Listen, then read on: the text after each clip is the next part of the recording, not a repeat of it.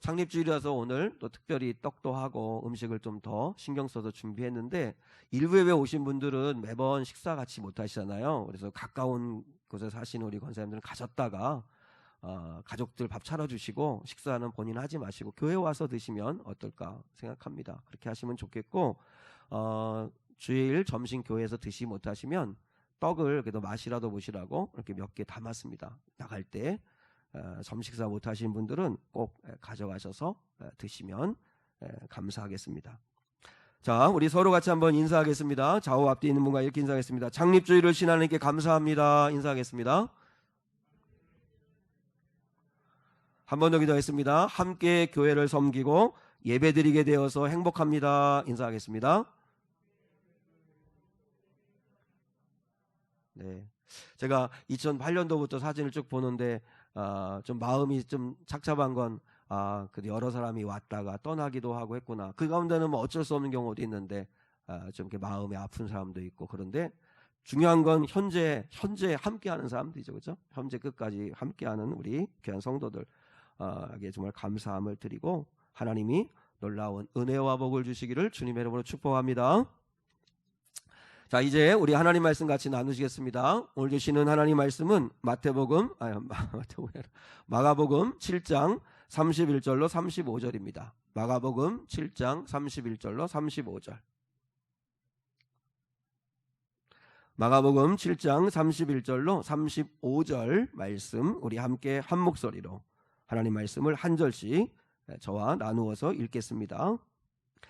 예수께서 다시 두로 지방에서 나와 시돈을 지나고 데가볼리 지방을 통과하여 갈릴리 호수에 이르시매 사람들이 귀먹고 말 더듬는 자를 데리고 예수께 나와 안수하여 주시기를 간구하거늘 예수께서 그 사람을 따로 데리고 무리를 떠나사 손가락을 그의 양귀에 넣고 침을 뱉어 그의 혀에 손을 대시며 하늘을 우러러 탄식하시며 그에게 이르시되 에바다 하시니 이는 열리라는 뜻이라.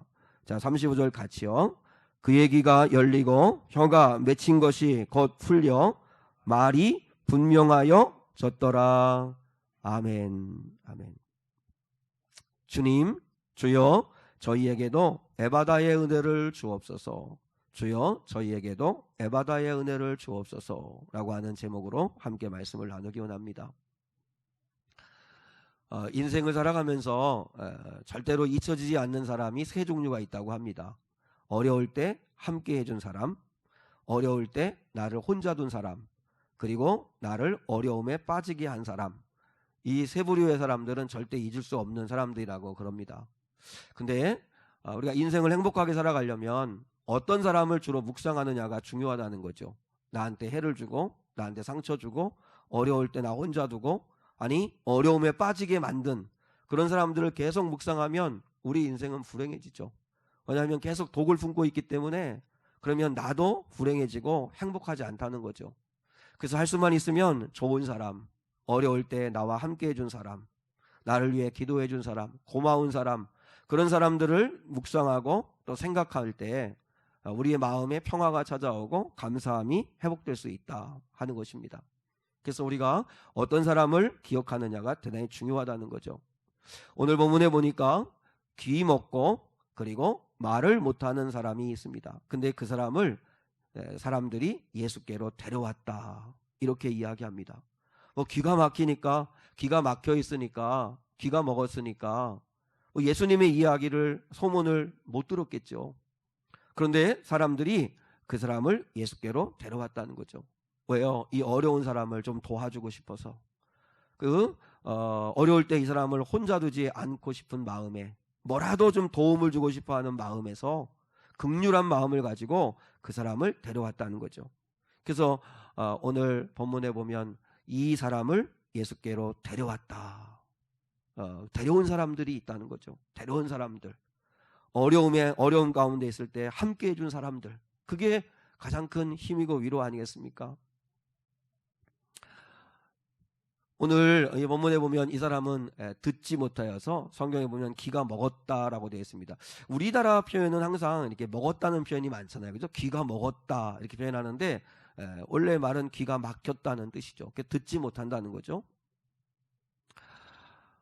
듣지 못하니까 자연스럽게 듣지 못하니까 말하는 것도 부자연스러워지죠. 그렇게 결국은 듣지 못하면 말도 어눌해지고 말도 분명해지지가 않죠.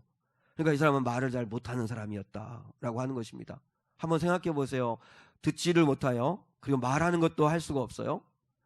그러다 보니까 뭐 자기 목소리도 못 듣고 남의 목소리도 못 들으니까 그렇게 점점점 말하는 게 점점 힘들어지는 거죠. 그 한국 교회를 대표하는 아주 존경 많은 목사님 리민식 목사님이라는 분이 계십니다. 우리 총회장도 역임하시고 하신 그 리민식 목사님이 계신데 그분이 이제 이렇게 연로하셔서 그 주변의 젊은 분들한테 그렇게 이야기를 했답니다. 귀가 안 들리니까 사는 게 재미가 없어.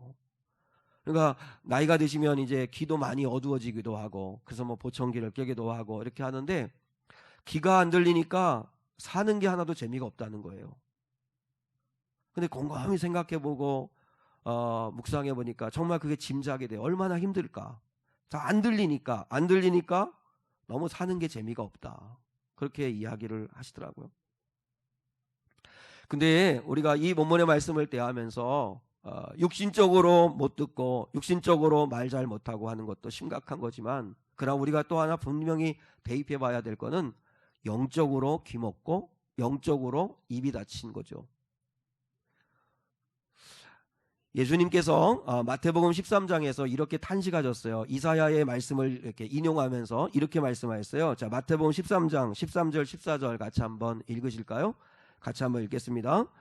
시작.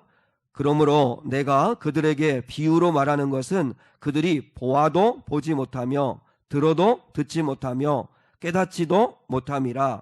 이사야의 예언이 그들에게 이루어졌으니 일러스되 너희가 듣기는 들어도 깨닫지 못할 것이요 보기는 보아도 알지 못하리라.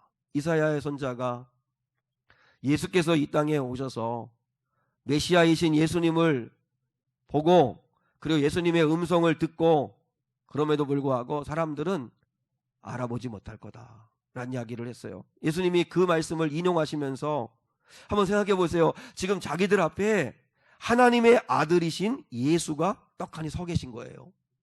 근데 이분이 예수 그리스도인지 전혀 알아보지를 못해요. 예수님이 들려주는 말씀이 이게 하나님의 말씀이고 생명의 말씀이고 영생하게 하는 말씀인데 전혀 귀로는 듣는데 전혀 알아듣지를 못하고 깨닫지를 못해요. 그러니까 듣는다고 듣는데 전혀 예수님을 알아보지 못하고 예수님의 음성도 듣지 못하는 영적인 소경, 영적으로 귀먹고 말 못하고 그리고 영적으로 보지 못하는 사람들이 있다 하는 이야기를 예수님이 하시는 거죠. 예수님이 오신 이유가 뭐죠? 이사야서에서 분명히 예언해 놓으셨는데 듣지 못한 자가 듣게 되고 보지 못하는 자가 보게 되고 말하지 못하는 자가 말하게 하시기 위하여 오셨다라고 말씀하세요. 이거는 육적인 걸 말하는 게 아니고 영적인 걸 말하는 거죠. 영적으로 도무지 듣지도 못하고 보지도 못하고 말하지도 못하는 사람들이 있다는 거죠. 오늘 우리가 예배를 드리잖아요. 뭐 일부 예배는 그렇지 않을 수도 있겠지만 아무튼 일부, 2부 예배를 드리는데 우리가 예배 드리는 사람들 가운데도 귀가 닫히고 입이 닫힌 분들이 있을 수 있죠. 그래서 사실 설교가 어려운 게 아니라 귀가 막혀서 영적으로 귀가 막혀서 말씀이 전혀 안 들리는 거죠. 찬양을 해도 입이 전혀 열리지 않는 사람도 있습니다. 입이 굳게 닫힌 사람들이 있습니다. 기도를 하자고 해도 입이 닫힌 사람도 있습니다. 기도가 터지지 않는 사람들이 있습니다. 찬송도 마찬가지고요. 왜 그렇죠? 영적으로 지금 귀가 닫혀 있고 그리고 입이 굳어져 있고 그리고 눈이 열려 있지 않기 때문에 그런 거죠. 근데 예수님이 이 사람을 고치셨어요. 이 사람을 고치셨는데 근데 이 사람을 고칠 때 사람들은 이 사람을 데리고 와서 예수님한테 그냥 안수해 주시기를 구했어요. 안수해 주시기를 구했어요. 근데 예수님은 이상하게 특별하고 독특한 방법으로 이 사람을 고치셨어요. 첫 번째는 뭐냐면 따로 이 사람을 데리고 한적한 곳으로 가셨어요. 무리에서 벗어나서 따로 데리고 한적한 곳으로 가셨어요. 왜 그러셨을까요? 왜 따로 이 사람을 데리고 가셨을까요? 이 사람과 1대1의 인격적 관계를 맺기 위해서죠. 단순하게 병 고쳐주고 병 고침 받는 거래적 관계가 아니라 주님은 이 사람에게 뭘 원하시는 거예요? 인격적 관계를 원하시는 거죠. 지금까지 이 사람은 관계가 끊어진 사람이잖아요. 생각해봐요. 듣지 못하죠? 말하지 못하죠? 누구랑 같이 어디 여행을 하겠어요? 뭐 어떻게 하겠어요? 그러니까 그냥 외톨이인 거죠, 외톨이. 근데 주님이 그 사람을 특별히 한적한 곳으로 따로 데리고 가셔가지고 그 사람과 깊은 사귐을 갖기를 원하신 거죠. 우리가 여기서 중요하게 적용할 게 있습니다. 우리가 기도 제목이 응답되느냐 안 되느냐보다도 더 주님이 원하시는 건 주님이 우리와 함께 깊은 인격적 관계를 먼저 맺기를 원하시는 거죠. 우리는 늘 내가 원하는 게 이루어지느냐 안 이루어지느냐, 내가 원하는 대로 됐느냐 안 됐느냐, 늘 거기에 관심이 있는데 그거 이전에 주님은 나는 너와 신뢰 관계를 갖기를 원한다. 왜 그렇죠? 우리 최명희 사님도 기도하셨지만 신뢰 관계가 쌓이면 그러면 일이 되건 안 되건 그건 중요하지 않아요. 왜요? 그분이 가장 좋은 걸 주셨을 거라는 걸 나는 믿으니까. 나는 이걸 구했지만, 나는 A를 구했지만 B를 줄 수도 있고 C를 줄 수도 있고 아니면 기다리라고 할 수도 있겠지만 그럼에도 불구하고 내가 시험에 들지 않는 건 내가 그분을 신뢰하기 때문이죠. 하나님이 나의 아버지심을, 예수가 나의 구원자이심을, 그리고 그분은 나를 사랑하시기에 나는 지금 당장에는 쓴 것 같고 도저히 내가 원하는 게 아닌 것 같지만 그래도 제일 좋은 걸 주신 거라는 걸 나는 믿어. 우리가 기도하는 게 우리 노현자 원사님도 그 믿음 갖기를 원하는 거고 우리 신경 원사님도 그 믿음 갖기 원하는 거고 우리도 마찬가지예요. 하나님 앞에 살려달라고 우리는 끝까지 포기하지 않고 중보하고 기도해요. 또 그분은 능히 그럴 능력이 있다는 걸 믿어요. 그럼에도 불구하고 하나님 아버지가 보실 때 천국에 데려가서 영원한 생명과 영원한 복을 누리게 하는 게 당신의 뜻이라면 우리는 주권을 인정하는 거죠. 왜요? 하나님을 신뢰하니까. 하나님을 신뢰하니까. 우리 개인에게도 마찬가지예요. 믿으십니까? 그리고 한번 이렇게 상상해 보세요. 예수님이 손가락으로 그의 양귀를 막으시고, 그러니까 아마 이렇게 양쪽 귀를 막고 이렇게 얼굴을 감싸셨겠죠. 양쪽 귀를 막으시고 그 다음에 침을 뱉어 그의 소연에 손을 대시니, 침을 뱉어서 그 엄지손가락으로는 그 혀에 손을 대셨다. 사실 이건 좀 어떻게 보면 좀 불결한 방법이기도 같기도 하고, 그죠? 코로나 상황에서는 상상도 할 수 없는 일이에요, 그죠? 침 뱉어가지고 그걸 입에 대셨다. 근데 아무튼 주님은 이상한 방법으로 지금까지 행하시지도 않던 방법으로 그 사람의 얼굴을 감싸시고 양쪽 귀에 손가락을 넣으시고 그리고 혀를 만지시면서 그러면서 그를 고치셨다는 거예요. 왜 그렇게 하셨을까요? 그 사람에게는 그게 필요했던 거였겠죠, 그죠? 우린 잘 모르겠지만. 근데 한번 상상은 해볼 수 있어요. 우리가 한번 영적으로 상상해 본다면, 아, 주님은 이 사람의 마음을 만져주시려고 하는 거구나. 이 사람은 부정한 사람이에요. 그래서 사람들한테 부정하다고 정죄받던 사람이에요. 성전에도 나갈 수 없는 사람이에요. 듣지 못하고 말하지 못하니까 다 놀림받는 사람이에요. 그러니 주변에 누가 사람이 있겠어요. 근데 주님이 그 사람을 만지시는 거죠. 따로 한적한 곳에 데려가셔서 얼굴을 감싸시면서 그러시면서 만져주시면서 그러면서 그의 질병을 고치시는 그 모습이 단순하게 육신의 질병만 고치시려고 하는 게 아니라 그 마음의 상함까지도 어루만져주고 싶어 하시는 주님의 마음인 거죠. 그리고 예수님이 외치세요. 자, 우리 34절 35절 한번 같이 한번 우리 주님의 마음을 담아서 한 번 더 같이 읽을게요. 시작. 하늘을 우러러 탄식하시며 그에게 이르시되 에바다 하시니 이는 열리라는 뜻이라. 그의 귀가 열리고 혀가 맺힌 것이 곧 풀려 말이 분명하여졌더라. 할렐루야. 하늘을 우러러 탄식하시며 라고 하는 말씀을 또 묵상해봐요. 우리는 항상 기도할 때 두 손을 모으고 합장하고 그 다음에 고개를 숙이고 항상 땅을 향하고서 우리가 기도하기도 하지만 유대인들의 기도법은 뭐죠? 두 팔을 높이 벌리고 하늘을 바라보면서 기도하는 모습이에요. 왜 그런가요? 주님도 그렇게 기도하셨어요. 오병이어 할 때도 오병이어를 앞에 놓고 칠병이어를 앞에 놓고 하늘을 우러러 축사하셨잖아요. 왜 그렇게 하시는 거죠? 동서남북 사방은 다 막혀 있지만 하늘은 뚫려 있지 않냐. 하나님을 바라볼 수 있지 않냐. 그러니까 하늘을 우러러 탄식하시는 거죠. 하늘을 바라보시는 거죠. 아마 하나님이 주님이 하늘에 떠가는 가을 하늘 바라보시려고 하시는 거겠어요? 뭘 의미하는 거예요? 하나님 바라보는 거죠. 우리가 사방은 다 막혀 있다 할지라도, 퇴로가 없는 것 같다 할지라도 하늘은 높게 열려 있으니까 하나님 바라보고 살라는 거죠. 하늘을 우러러 탄식하시며 소리치십니다. 에바다. 에바다는 히브리어입니다. 히브리어로 에바다 하시니 이는 열리라는 뜻이라 그의 귀가 열리고 혀가 맺힌 것이 풀려 말이 분명하여졌다. 에바다 하면 열리라, 풀려라 라고 하는 뜻입니다. 근데요, 이 말의 원래 이 원어의 의미는 수동태입니다. 수동태. 그러니까 한번 생각해 보세요. 예수님이 하나님이시잖아요. 하나님과 동등되신 분이잖아요. 근데 예수님도 하나님께 구하시는 것으로 구하신 거예요. 열려라 이렇게 말한 게 아니고 원뜻은 열어주소서 이렇게 말한 거예요. 열어주소서. 풀려지게 하소서 이렇게 주님이 기도하신 거예요. 당신이 하나님이시니까 열려라 풀려라 이러면 되잖아요.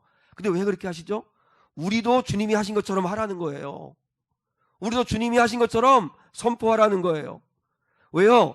우리가 여는 게 아니잖아요. 우리는 절대 열 수 없습니다. 주님이 열어주셔야 되는 겁니다. 믿습니까? 열어주셔야 돼요. 그래서 하나님께 은혜를 구하라는 거예요. 하나님, 닫힌 문을 열어주옵소서. 하나님, 닫힌 눈을 열어주옵소서. 귀를 열어주옵소서. 하나님 앞에 그렇게 은혜를 구하라는 거죠. 제가 종종 말씀드리지만 경상도에서 사과농장 하시는 우리 어르신들은 가을이 이렇게 이제 돼서 꽃이 필 때가 되면 항상 그렇게 말씀하신다잖아요. 사과꽃이 폈다 이렇게 말하지 아니하고 사과꽃이 왔다. 사과꽃이 왔다. 너무 거기에 참 신앙적인 의미를 적용해 볼 수 있는 말 같아요. 농부가 내가 애쓰고 내가 수고하고 내가 열심히 해서 사과꽃을 피워냈다는 쪽에 강조점이 있는 게 아니고 누군가가 주셔야 받을 수 있다는 의미죠. 그러니까 이분들은 물론 하나님을 모르는 분들이니까 하늘이 내려주셔야 꽃이 피는 거다. 하늘이 주셔야 피는 거다. 그래서 표현을 사과꽃이 왔다 이렇게 표현한다는 거예요. 사과꽃이 왔다. 이건 삶에 너무나 중요한 태도인 것 같아요. 하나님이 열어주셔야 합니다. 하나님이 열어주셔야 합니다. 하나님이 주셔야 우리는 받을 수 있습니다. 내가 노력하고 수고하고 그래서 꽃을 피웠고 열매를 맺었다고 생각하는 사람은 하나님 절대 안 찾습니다. 그러나 하나님이 주셔서 꽃이 피었다고 믿는 사람들은 하나님께 날마다 뭐 하겠어요? 은혜 구하는 거죠. 은혜 구하는 것입니다. 오늘 창립주의를 맞아서 그래서 우리 예수님께서 양귀에 손을 얹고 혀를 만지시면서 풀어주시면서 그를 어루만지시면서 에바다 하시니 곧 그의 귀가 열리고 혀가 풀어져 말하는 게 분명해졌다 라고 이렇게 말씀하시는 것처럼 이제 적용해서 창립주의를 맞는 우리 성도들이 주님께 구해야 할 은혜는 에바다의 은혜입니다. 에바다의 은혜. 한번 따라하겠습니다. 주여 저희에게도 에바다의 은혜를 주옵소서. 한 번 더 하겠습니다. 같이요. 시작. 주여 저희에게도 에바다의 은혜를 주옵소서. 우리가 구해야 합니다. 첫 번째, 주여 우리의 귀를 열어 주의 말씀을 듣게 하옵소서. 첫 번째 우리의 기도 제목입니다. 오늘은 설교라기보다는 어떻게 보면 우리의 간절한 기도 제목을 같이 모으는 설교입니다. 주여 우리의 귀를 열어 주의 말씀을 듣게 하옵소서. 교회에 앉아있지만 귀가 열리지 않은 사람들, 설교가 전혀 들리지 않는 사람들, 주님이 열어주셔야만 하지 않겠습니까? 주님이 열어주십시오. 주님이 좀 만나주십시오. 설교 시간마다 이 담임 목사님의 어머니가 그렇게 설교 시간에 조는 거예요. 그러니 담임 목사님이 얼마나 민망하겠어요, 그죠? 야, 어떻게 보면 친분이가 어떻게 보면 이렇게 관계적으로는 아들이 설교하는데 저희 어머니도 제가 설교하면 절대 졸지 않습니다. 우리 가족들도 그렇고 서로 긴장이 돼가지고 그럴 수 있을 텐데 설교 시간마다 담임 목사님의 어머니가 조니까 이게 도저히 안 되겠다. 그래서 자기 아들한테 용돈을 줄 테니까 할머니가 졸면 네 가정 옆에 앉았다가 깨워줘. 근데 예배를 드리는데 할머니가 조는데 얘가 깨우지를 않는 거예요. 그래가지고 왜 안 깨우나? 그래서 예배 마친 다음에 물어봤더니 할머니가 아빠가 준다는 용돈에 2배를 준다고 그랬대요. 깨우지 말라고. 그래서 목사님이 아니야, 그럼 내가 할머니가 준다는 용돈보다 더 많이 줄 테니까 할머니 졸면 깨워 그랬는데 목사님의 아들이 바로 화를 내면서 그러더래요. 아니, 아빠가 잠은 아빠가 재워놓고 왜 나한테 깨우라고 하세요? 이제 그렇게 했다는 거죠. 웃거나 말거나. 여러분, 목사님의 어머니라도, 그죠? 천하의 어머니라도 귀가 막히면 말씀이 안 들리는 거죠. 졸리기만 한 거죠. 지루하기만 한 거죠. 근데 말씀이 들리면 막 도전이 되고 깨달음이 오고 믿어짐이 오고 하죠. 그래서 귀가 열려야 삽니다. 귀가 열려야 삽니다. 기도의 능력을 믿지 않는 분이 계세요. 기도의 능력을 믿지 않았던 분이 계세요. 교회는 열심히 다니셨는데 근데 내가 노력하고 열심히 하면 되지 꼭 기도해야 되나? 마치 기도한다는 건 내가 노력하는 열심은 하지 아니하고 열심히 노력하면 되는데 그저 하나님 앞에 다 해달라고 이렇게 자꾸 신세지는 것 같고 그래서 염치가 없는 것 같아서 기도를 하지 않았다는 거예요. 그래서 교회 강단에서 기도하자 이렇게 목사님이 말씀을 하셔도 남의 이야기처럼 들으셨다는 거예요. 근데 어느 날 그 말이 들린 거예요. 기도해야겠다는 마음이 일어나기 시작한 거예요. 지금까지 살아온 인생을 가만히 돌아보니까 모든 게 다 하나님의 은혜였구나. 내가 계획하고 내가 노력한 것으로는 이렇게까지 올 수 없었는데 아버지 하나님의 은혜였구나. 그걸 깨닫고 그래야 하나님 아버지 앞에 은혜 구하는 게 맞지. 그래서 이제 기도하기를 시작하게 되었다는 거예요. 어떻게 된 거예요? 귀가 열린 거죠. 귀가. 저는 사랑하는 성도들에게 이렇게 귀가 열려지는, 그래서 여러분이 순종하게 되는 은혜가 임할 수 있기를 주님의 이름으로 축복합니다. 하나님께 도움을 구하는 게 그건 바른 신앙입니다. 아니, 하나님께 신세지는 게 어디 있어요? 하나님께 죄송한 게 어디 있어요? 아니, 하나님은 우리 아버지가 되고 싶어 하시는 분인데, 그리고 돕고 싶고 구원하고 싶고 함께하고 싶으신 분이 우리 아버지인데 염치가 뭐 상관이 있어요? 무조건 가서 아버지 앞에 구하는 거죠. 그런 은혜. 그래서 여러분의 귀가 열려 주의 말씀이 들려지는 복이 임할 수 있기를 축복합니다. 두 번째로 우리의 간절한 기도. 주여 우리들의 입을 열어 주옵소서. 주여 우리의 입을 열어 주옵소서. 거듭난 사람들의 삶을 이야기할 때마다 성경에서 강조하는 것 가운데 하나가 뭔지 알아요? 말이 달라진다는 거예요. 예수님을 마음 안에 모시면 반드시 그 사람에게서 제일 먼저 드러나는 증상이 뭐냐면 말이 달라지는 거예요. 말이. 저도 예수님을 영접하고 은혜 받고 성령 체험하고 난 다음에는요, 욕을 못 하겠더라고요. 남을 저주하는 말 잘 안 되더라고요. 힘들더라고요. 말이 달라져요. 말이.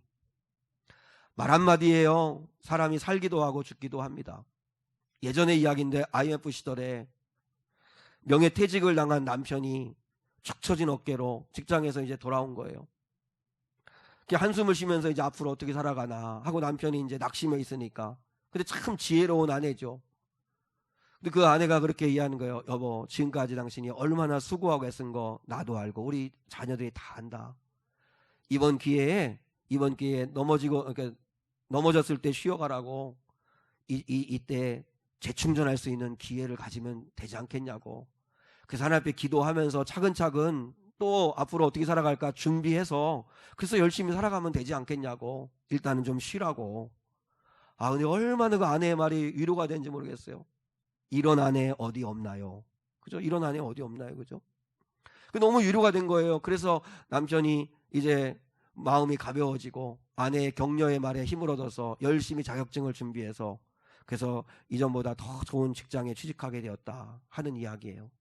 근데 똑같은 상황인데 어떤 아내는 직장을 잃어버린 남편이 들어오자마자 아이고 내가 못 살아. 쥐꼬리만한 월급이라도 그거 있어야만 살았는데 이제는 어떻게 하고 어떻게 살아.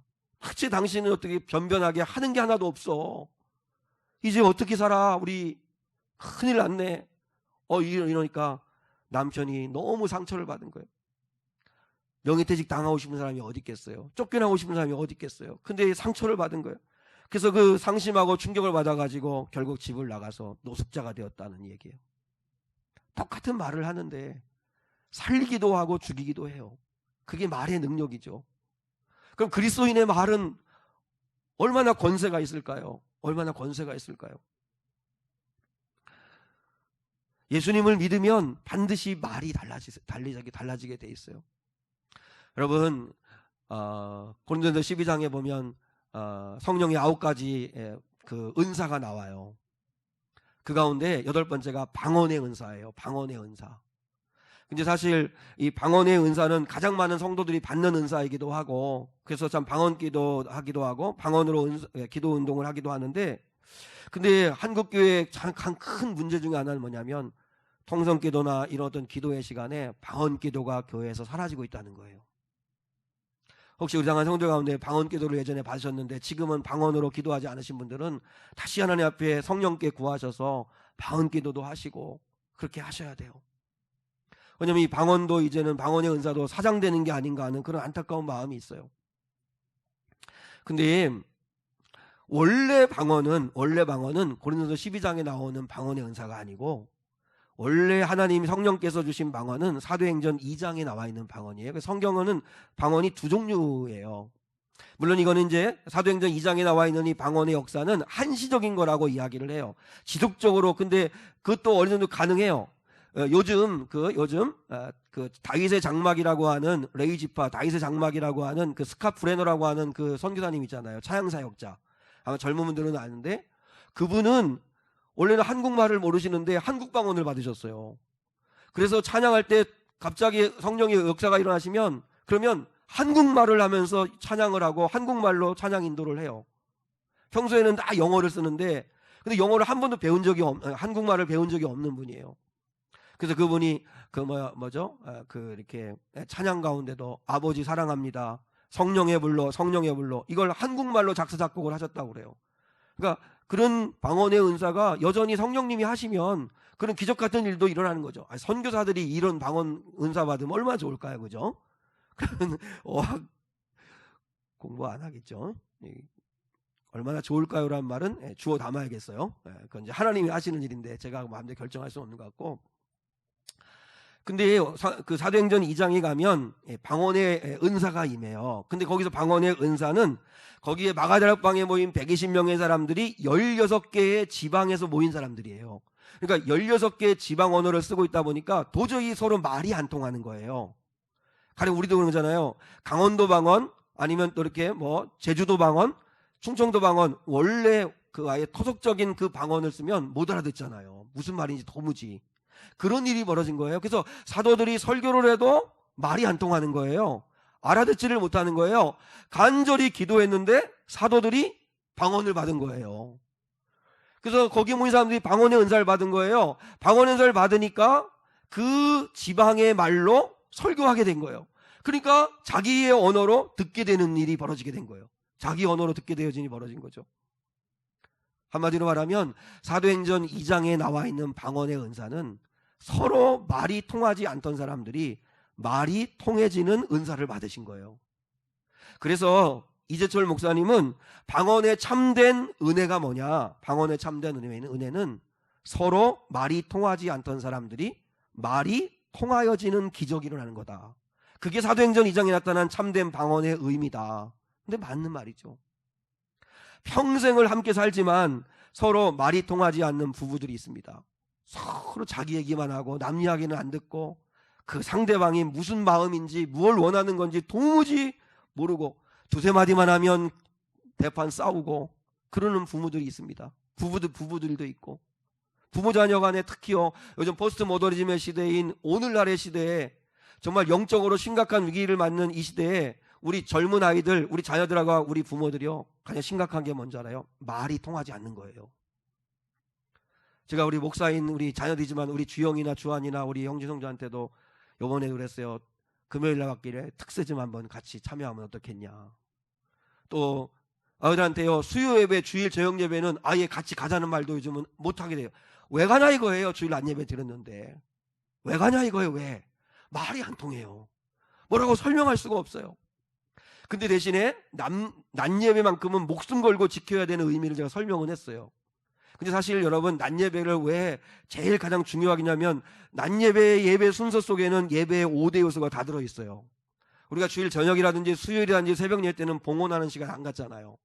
근데 예배의 5가지 요소는 이 낮 예배 속에 다 들어있어요. 그래서 낮 예배를 우리가 흔히 말해 그 말이 좋은 말은 아니지만 대예배다, 가장 중요한 예배다, 낮 예배만큼은 드려야 된다, 이렇게 얘기하는 게 거기에 예배 5가지의 요소를 다 넣어가지고 예배를 드리기 때문에 그런 거죠. 그러나 믿음 있는 분들은 낮 예배뿐만 아니라 주일 저녁에도 와서 예배 드리고 수요일도 예배 드리고 새벽에도 와 드리는 건데요. 아무튼 요즘은 말이 안 통해요. 그래서 제가 수요 예배 시간인가 말씀드렸잖아요. 요즘 MZ세대, 요즘 10대 아이들, 그 아이들은 어떤 학자는 그렇게 했어요. 머리에 꽃을 꽂은 세대. 머리에 꽃 꽂은 사람 아시죠? 머리에 꽃 꽂은 사람. 걔들을 비하하는 게 아니고 그만큼 말이 안 통한다는 거예요. 도저히 말이 안 통해. 의식이 다르고 사상이 다르고 이 흡수한 게 다르다 보니까 얘들하고는 전혀 말이 안 통하는 거예요. 나는 말이 잘 통하는데, 그 은사 받으셨지만 한번 애들하고 물론 이제 전부는 아니겠지만 정말 힘든 시대가 점점 좀 돼가는 거죠. 저는 30대에 아내의 말이 전혀 안 들렸습니다. 제가요, 사실 아내에게 미안한 게 있는데 친척이나 친구들 하나 없이 결혼해가지고 갑자기 제가 청주에 이제 부교육자로 이렇게 부임하면서 집사람 입장에서는 가까운 친구들, 친척들 다 서울에 있는데 다 내려놓고 청주 낯선 땅에 와서 주한이 주영이 나서 애들 육아하니까 얼마나 힘들겠어요. 그리고 외롭잖아요. 누구랑 만날 사람도 없죠. 대화할 사람도 없죠. 또 교회 부목사 사모니까 교인들 같이 어울릴 수도 없죠. 모든 게 다 조심스럽잖아요. 근데 저는 사역한다고 미쳐가지고 그래가지고 새벽 예배 들어 나가면 밤 11시에 들어오는 게 늘 일상이었어요. 그때는 아내의 말이 전혀 안 들렸어요. 근데요, 40대고 50대가 되니까요, 아내의 말이 들리기 시작해요. 아프다는 말이 들리고 힘들다는 말이 들리고 외롭다는 말이 들리고 이 말이 들리기를 시작해요. 그게 무슨 말이에요? 마음이 느껴지기 시작하네요. 마음이 느껴지기 시작해요. 그게 방언의 은사 받은 거죠. 그게 방언의 은사 받은 거예요. 마음이 느껴지는 거예요. 어느 순간에 알겠는 거예요. 얼마나 그러니까 철드는 게 뭐예요? 우리 자녀들이 부모님의 사랑을 알게 되고 수고를 알게 되고 애씀을 알게 되고 희생을 알게 되고, 그래서 부모님 말씀에 순종하게 되는 아이가 되면 그게 방언의 은혜가 임한 거죠. 그런 은혜들이 우리 가운데 임해야 한다는 거죠. 그래서 무엇보다도 우리가 두 번째로 구해야 할 건, 주여 우리의 입을 열어 하나님을 찬송하게 하시고 기도하게 하시고 서로 마음이 느껴지고 말이 통하는 그런 은혜가 임하게 하여 주옵소서. 마지막 세 번째, 주여 우리들의 눈을 열어 주를 보게 하옵소서. 우리의 눈을 열어 주를 보게 하옵소서. 열왕기하 6장에 보니까요, 아람 군대가 엘리사를 잡기 위해서 그 말과 병거와 수많은 군사들을 데리고 도단성을 포위합니다. 엘리사가 이제 잠자고 있는 도단성을 포위합니다. 그래서 엘리사의 종이 아침에 밥을 지으려고 밖에 나갔는데 기겁을 합니다. 왜냐하면 아람의 군대가 말과 병거를 그리고 수많은 군사를 이끌고 와서 겹겹이 도단성을 포위하고 있는 걸 봅니다. 주인 엘리사에게 찾아가서 주인이여 주인이여 우리 어찌하면 좋습니까? 다 죽게 됐습니다. 그때 엘리사가 차분하게 얘기합니다. 두려워하지 말라. 저들과 함께하는 자보다 우리와 함께하는 자가 더 강하다. 더 많도다. 그러면서 엘리사가 그를 위해 기도해 줍니다. 주여 저 종의 눈을 열어 보게 하옵소서. 종의 눈을 열어 보게 하옵소서. 근데 성경에는 이렇게 되어 있습니다. 엘리사의 기도에 여호와께서 그의 눈을 여심해 그가 보니. 중요한 건 누가 눈을 열어주셔야 되는 거예요. 여호와께서 그의 눈을 여심해 그가 보니. 영의 눈이 열린 거죠. 그러니까 봤어요. 하나님의 이 눈이 열어주시니까 그때 불말과 하나님이 보내신 천군 천사들과 불말과 불병거가 그 아람의 군대를 포위하고 순식간에 치려고 하는 모습을 보았어요. 마음에 평화가 찾아온 거예요. 아, 우리와 함께 하시는 이가 저들과 함께 하는 자보다 많도다. 보게 된 거죠. 저는 울상한 성도들에게 이 눈이 열릴 수 있기를 주님의 이름으로 축복합니다. 매일 눈에 보이는 아람 군대만 바라보고 낙심하고 절망하고 이제 죽었어, 끝났어, 어찌하면 돼, 그렇게 살아가지 마시고 하나님 앞에 기도하세요. 하나님, 나의 눈을 열어 보게 하여 주옵소서. 나와 함께 하시는 하나님을 보게 하시고 나와 함께 하시는 하나님의 임재를 알게 하여 주옵소서. 여러분, 우리의 눈이 열려야 합니다. 눈이 열려서 우리가 지난 한 주간 동안 특세 동안에 믿음이라는 게 뭐냐, 믿음으로 산다는 게 뭐냐, 믿음으로 본다는 게 뭐냐, 보이지 않지만 보고 아직 이루어지지 않았지만 미래의 사건이지만 우리는 이루어진 것처럼 확신하고 천국 아직 가지 않았지만 있는 것처럼 확신하고, 그리고 이 땅에 너무 매여 사는 게 아니라 하늘에 소망 두고 사는 거다, 천국 소망 가지고 사는 거다, 그 말씀 나눈 것처럼 우리의 눈이 열려야 합니다. 여러분, 자녀를 위해 기도하십시오. 우리 아이들이 세상만 바라보고 아람 군대만 바라보고 포기하고 낙심하지 않게 하시고 아이들의 눈을 열어 함께 하시는 하나님을 보게 하옵소서. 날 우리가 기도해야 합니다. 에바다의 은혜 임하게 달라고, 에바다의 은혜가 임하게 달라고. 주님, 한 번만 우리 교회를 향해서 우리 아이들을 위해서 에바다 하고 한 번만 외쳐주십시오 하고 기도하셔야 합니다. 성경에 보니까요, 눈이 열리면 하나님이 나와 함께 하심을 보게 됩니다. 하나님이 함께 하신다는 걸 보게 되면 두려울 게 없잖아요. 신명기 32장 10절에 보니까 하나님께서요, 우리를 어떻게 사랑하셨냐면 자기 눈동자같이 사랑하셨다고 그랬어요. 자기 눈동자같이 사랑하셨다. 근데요, 하나님이 우리 사람을 만드실 때 이 눈동자를 얼마나 신비롭게 안전하게 만드셨는지 아세요? 먼저 이렇게 땀이 흘러내리는데 눈으로 들어가지 않도록 눈썹을 만드셨어요. 비가 오고 나면 이 눈썹이 있어가지고 이렇게 흩어지게 돼요. 그리고 하나님이 속눈썹을 만들어셔가지고 먼지를 걸러내게 하세요. 이 눈으로 들어오는 먼지를 걸러내게 하시고 눈물을 계속 흐르게 하셔가지고 눈동자에 있는 그런 더러운 것들을 씻겨내게 하세요. 그리고 이 미세한 먼지들이 이 눈동자에 들어와 붙어 있을 때 이거를 청소해가지고 눈곱으로 내보낸다는 거예요. 눈곱이 끼는 게 은혜입니다. 그 미세먼지를 씻겨낸다는 거예요. 그리고 여러분이 눈곱을 보세요. 완전 자동 개폐형 시스템 아닙니까? 그래가지고 뭐가 물체가 날라오면 이제는 감어 이러면 감는 게 아니잖아요. 그냥 순식간에 감겨지잖아요. 왜요? 눈동자를 보호해야 되니까. 이게 하나님이 눈동자를 그렇게 보호하시기 위해서 안전장치를 여러 개 만들었다는 거예요. 근데 하나님이 이렇게 말씀했어요. 내가 너를 내 눈동자같이 너희를 지킨다. 내가 눈동자같이 너희를 지킨다. 그 하나님이 우리와 함께 하신다는 사실을 믿으실 수 있기를 축복합니다. 오늘 이 시간 하나님 앞에 기도하실 때마다 하나님이 나와 함께 하신다, 이 사실을 보고 살아가는 눈이 열리는 저와 여러분 될 수 있기를 주님의 이름으로 축원합니다. 기도하시겠습니다.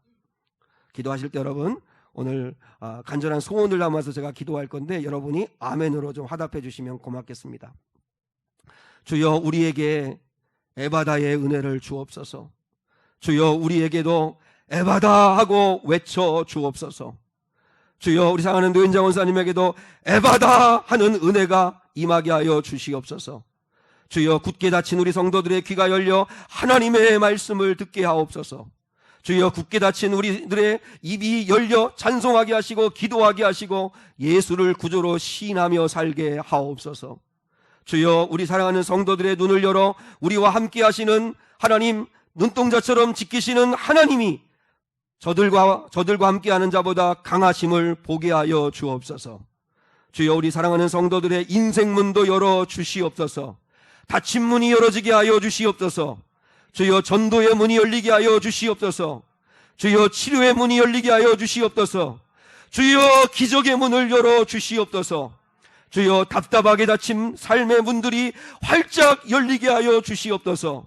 도무지 열리지 않을 것 같던 관계의 문들이 열리게 하여 주시옵소서. 주여, 성도들의 마음의 문을 활짝 열어주셔서 주님을 모시고 행복하게 살게 하옵소서. 창립주의를 맞이한 우리 미래교회 성도들에게 에바다의 은혜가 임하게 하여 주시옵소서. 감사하며 예수님의 이름으로 기도합니다. 아멘. 주의 음성 외에는, 주 음성 외에는 우리 찬양 드리면서 드리고 축도하겠습니다. 주 음성 외에는 참 기쁨 없도다. 날 사랑하신 주 늘 계시옵소서. 기쁘고 기쁘도다. 항상 기쁘도다. 나 주께 왔사오니 복 주옵소서. 나 주께 왔으니 복 주시옵소서. 주 함께 계시면 큰 시험이기네. 주 떠나가시면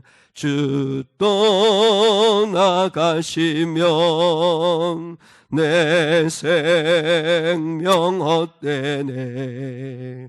기쁘나 슬플 때 늘 계시옵소서. 기쁘고 기쁘도다. 항상 기쁘도다. 나 주께 왔사오니 복 주옵소서. 그 귀한 언약을 이루어 주시고 주 명령 따를 때 늘 계시옵소서.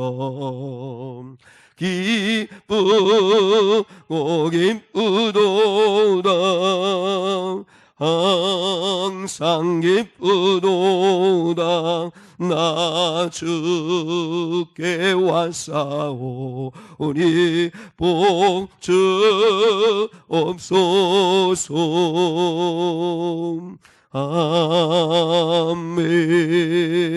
아멘. 지금은 우리 주 예수 그리스도의 은혜와 하나님 아버지의 긍휼하시고 자비하시고 풍성하신 은혜가, 또한 성령 하나님의 함께하시며 동행하시며 이끌어주시는 은혜가 오늘 거룩한 창립 감사주일 예배에 나와 하나님을 예배하며 하나님께 경배하며 영광을 드리는 사는 성도들 위에 무엇보다도 주여 에바다 하고 한번 우리의 삶에 외쳐 주시옵소서. 주님의 에바다의 은혜가 우리에게 임하게 하여 주옵소서. 간절히 사모하며 기도의 제목을 삼고자 하는 성도들 위에, 특별히 아픔 가운데 병상 가운데 있는 당신의 사랑하는 딸 위에 이제로부터 영원까지 함께 하시기를 간절히 축원하옵나이다. 아멘.